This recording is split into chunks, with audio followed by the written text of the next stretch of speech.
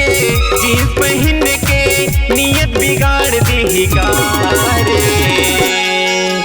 Lucky's कर दौकारे माँ कसम ईमान से, लकीस कर दौकारे माँ कसम ईमान से।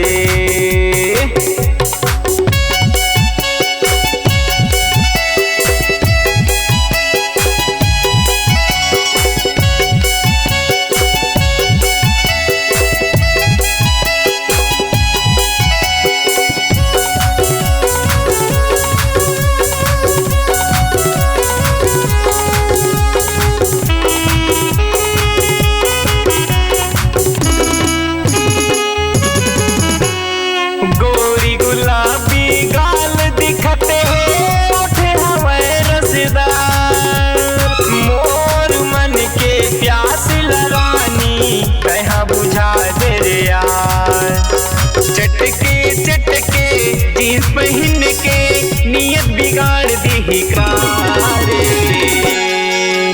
लकीस कर दौकारे माँ कसम ईमान से, लकीस कर दौकारे माँ कसम ईमान से।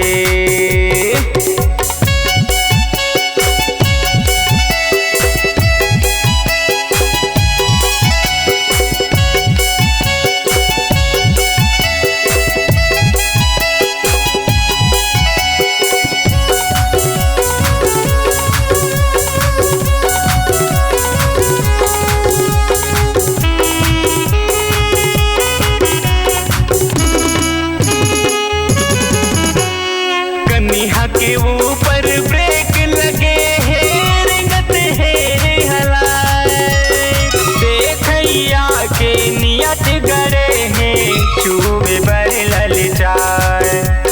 चटके चटके जीन्स पहन के नियत बिगाड़ दी कारे। लकीस कर दौकारे माँ कसम ईमान से, लकीस कर दौकारे माँ कसम ईमान से।